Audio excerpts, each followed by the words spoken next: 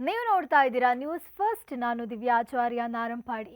ನೀರೇ ಜೀವನ. ಆದರೆ ಇದೇ ನೀರು ಇದೀಗ 16 ವರ್ಷದ ಬಾಲಕನಿಗೆ ನೋವಿನಿಂದ ಮುಕ್ತಿ ನೀಡುವ ಏಕೈಕ ಆಸರೆಯಾಗಿತ್ತು ಅನ್ನೋ ಸುದ್ದಿ ನೀವು ಕೇಳಿರ್ತೀರಾ. ಕುಂತ್ರು ನಿಂತ್ರು ಯಾಕೆ, ತಿನ್ನೋದು ಕೂಡ ನೀರಲ್ಲೇ. ಒಂದು ವೇಳೆ ನೀರಿನಿಂದ ಹೊರಬಂದ್ರೆ ಕಂಪ್ಲೀಟ್ ಬಾಡಿ ಹೀಟ್ ಆಗೋಕೆ ಶುರುವಾಗಿ ಪೇನ್ ಡಬಲ್ ಆಗ್ತಾ ಇತ್ತು. ಆದ್ರೆ ಇದೀಗ ಕೆರೆಯಲ್ಲಿ ಜೀವನ ನಡೆಸ್ತಾ ಇದ್ದ ಬಾಲಕನಿಗೆ ಅನಂತ್ ಅಂಬಾನಿಯ ನೆರವು ಸಿಕ್ಕಿದೆ. ಪಶ್ಚಿಮ ಬಂಗಾಳದ ಮುರ್ಷಿದಾಬಾದ್ ಜಿಲ್ಲೆಯ ಬೆಂಡಗಾದ್ ಇಕ್ಬಾಲ್ ಶೇಖ್ ಕಳೆದ ಹಲವು ವರ್ಷಗಳಿಂದ ವಿಚಿತ್ರ ಆರೋಗ್ಯ ಸಮಸ್ಯೆಯಿಂದ ಬಳಲ್ತಾ ಇದ್ದಾನೆ.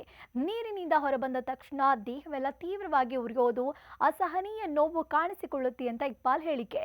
ಈ ಕಾರಣದಿಂದಲೇ ಆತ ದಿನರಾತ್ರಿ ಹೆಚ್ಚಿನ ಸಮಯನ ಕೆರೆಗಳಲ್ಲೇ ಕಳೀತಾ ಇದ್ದ.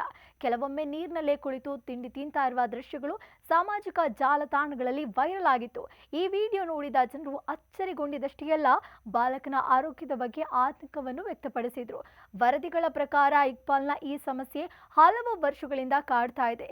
ನೀರಿನಲ್ಲಿದ್ದಾಗ ದೇಹಕ್ಕೆ ಸ್ವಲ್ಪ ನೆಮ್ಮದಿ ಸಿಗುತ್ತೆ, ಆದರೆ ನೀರಿನಿಂದ ಹೊರಬಂದ ಕೂಡಲೇ ಉರಿಯುವ ಅನುಭವ ಹೆಚ್ಚಾಗುತ್ತೆ ಅಂತ ಆತ ಹೇಳ್ಕೊಂಡಿದ್ದಾನೆ. ಕುಟುಂಬದವರು ಹಲವು ಕಡೆ ಚಿಕಿತ್ಸೆ ಕೊಡಿಸಲು ಪ್ರಯತ್ನಿಸಿದ್ರು, ನಿರೀಕ್ಷಿತ ಫಲಿತಾಂಶ ಸಿಗಲಿಲ್ಲ ಎನ್ನಲಾಗಿದೆ.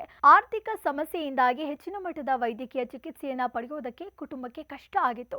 ಇಕ್ಬಾಲ್ನ ಪರಿಸ್ಥಿತಿ ಸಾಮಾಜಿಕ ಜಾಲತಾಣಗಳ ಮೂಲಕ ದೇಶದ ಗಮನ ಸೆಳೆದ ಬಳಿಕ ರಿಲಯನ್ಸ್ ಇಂಡಸ್ಟ್ರೀಸ್ನ ಎಕ್ಸಿಕ್ಯೂಟಿವ್ ಡೈರೆಕ್ಟರ್ ಅನಂತ್ ಅಂಬಾನಿ ನೆರವಿಗೆ ಮುಂದಾದ್ರು ಅಂತ ವರದಿಗಳು ತಿಳಿಸಿವೆ.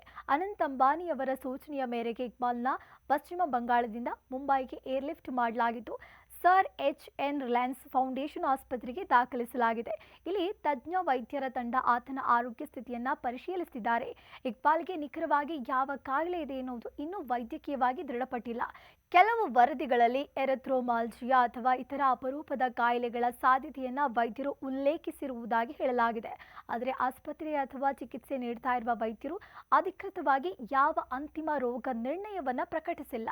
ಇಕ್ಬಾಲ್ಗೆ ನೀರಿನಲ್ಲಿ ಇರೋದು ತಾತ್ಕಾಲಿಕ ನೆಮ್ಮದಿ ನೀಡ್ತಾ ಇದ್ರು.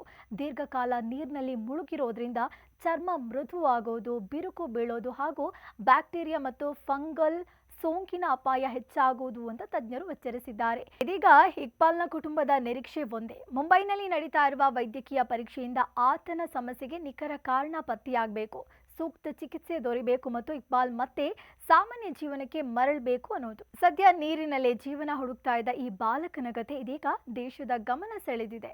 ಇದಾಗಿತ್ತು ಈ ಹೊತ್ತಿನ ವಿಶೇಷ. ಕ್ಷಣ ಕ್ಷಣದ ಮಾಹಿತಿಗಾಗಿ ನೋಡ್ತಾ ಇರಿ ನ್ಯೂಸ್ ಫಸ್ಟ್, ನಿರ್ಭೀತಿಯಿಂದ ನಿಮ್ಮ ಪರವಾಗಿ.